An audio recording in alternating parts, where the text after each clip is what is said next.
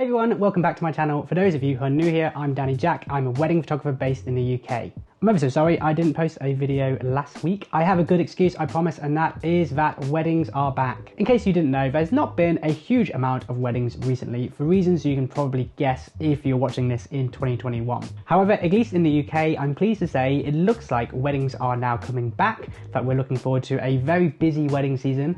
And in this video, I'm going to be talking about not only how I'm going to get through it, but also how I'm going to try and make it the best wedding season ever. As you can probably guess, last year, a lot of weddings were pushed back to this year. So it actually means I'm been shooting twice as many weddings as I normally would. Now that first really scared me, the idea of shooting so many weddings. Like, would I be able to do it? Would I be too tired? Would I be able to be consistent in the quality of the images I was delivering? But now I'm seeing it as an opportunity. You wedding photographers out there will know that every wedding you shoot is an opportunity to market and grow your business and potentially book that next couple. So with around 50 weddings to shoot this year, I have a better chance than ever before to grow my business. So in this video, I'm going to be talking about the 5 things I'm going to be doing this year to try and make it the best wedding season yet. As always, if you find any of this stuff interesting, press like and subscribe and all that jazz, the bell icon, blah, blah, blah, blah.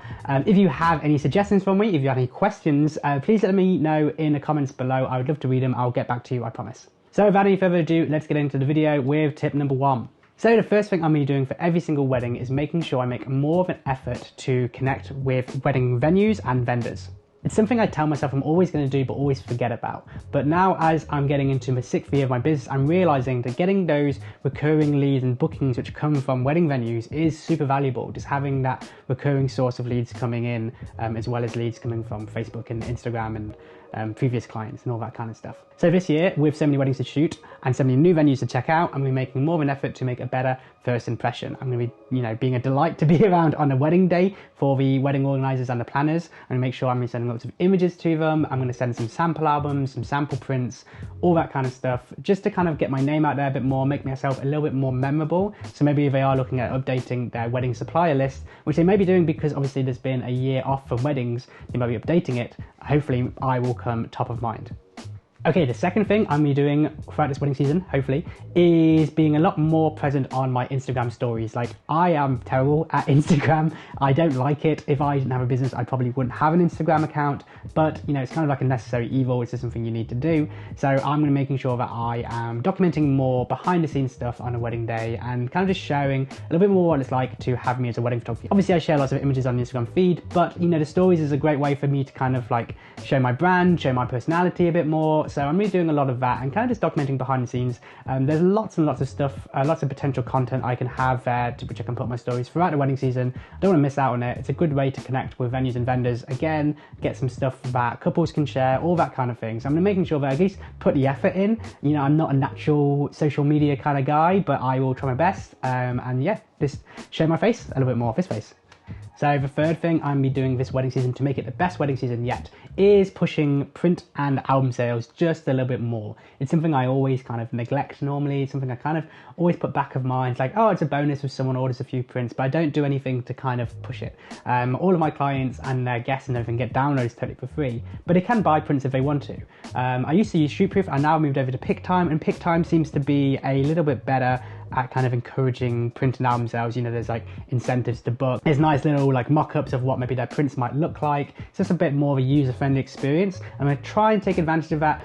I don't really mind too much. I don't base my finances on if people buy prints and albums or not, and that's like an added bonus, but it's a nice bonus to have. So I want to make sure that I give people the options, make it nice and easy for them if you want to buy some prints. If parents want to buy prints, or if like bridesmaids and stuff like that, they'll be able to do that really, really easily through my new PicTime accounts. The fourth thing I'm going to be doing this wedding season is not so much a business thing, it's more for my own creativity and for my own sanity. And that is making sure that I'm entering wedding photography competitions or just photography competitions in general.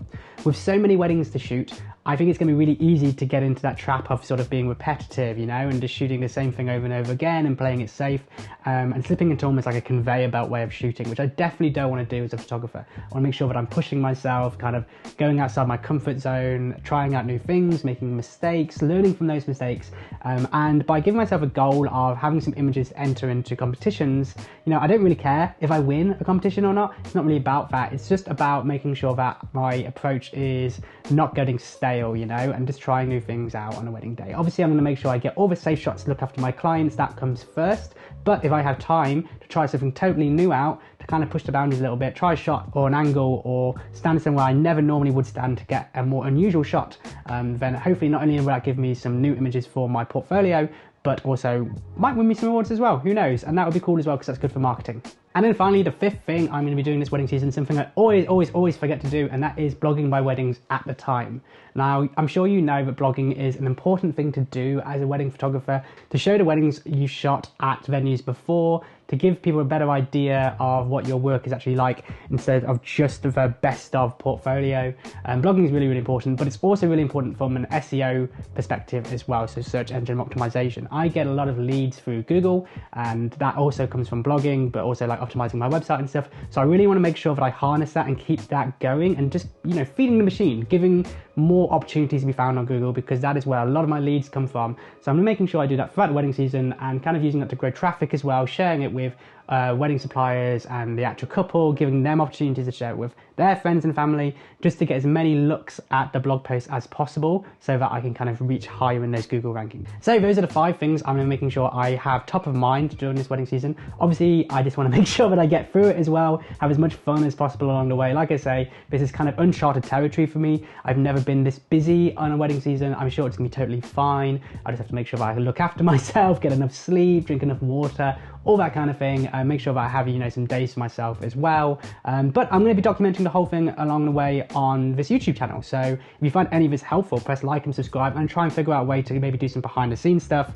to maybe do some mini tutorials during a wedding day. There's so many avenues we can do. Like, it's nice doing these videos in the room here, but, and, you know, chatting to the camera like this, but I'd love to do some stuff actually on a wedding day as well. So if you want to see more of that, then, you know, let me know and keep an eye out for future videos. Okay guys, that's it for me. Thanks again so much for watching. I will have a video ready next week. Have a lovely week guys, and see you soon.